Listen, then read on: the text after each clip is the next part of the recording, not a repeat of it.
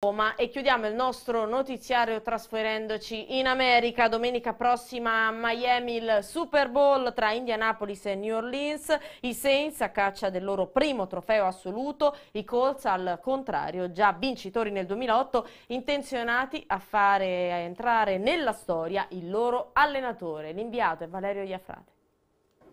L'inizio della settimana che porta al Super Bowl è da andamento lento. Il media center, che ospita gli oltre 5.000 giornalisti accreditati, comincia a riempirsi piano intorno all'ora di pranzo, poco prima dell'arrivo delle due squadre, accolte da un cielo grigio dal quale la pioggia non smette di cadere da ore. Oggi del Sunshine State, come gli americani chiamano la Florida, non c'è veramente traccia. Questo è il tempo che ha accolto Saints e Colts al loro arrivo a Miami. Siamo nell'università, alla University of Miami. Qui avrebbe dovuto esserci la prima conferenza stampa dei Saints, ovviamente è stata rinviata per maltempo. È il primo inconveniente sulla strada del Super Bowl. Peyton Manning nel 2007 aveva guidato i Colts alla vittoria, proprio qui a Miami, ma sotto una pioggia torrenziale. Si era augurato, subito dopo la finale di conference, di non dover ripetere la stessa esperienza.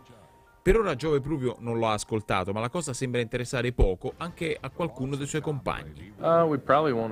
Per essere onesto con voi, non credo che adotteremo alcuna particolare contromisura per la pioggia, così come non l'abbiamo fatto 3 anni fa quando abbiamo giocato con il cattivo tempo.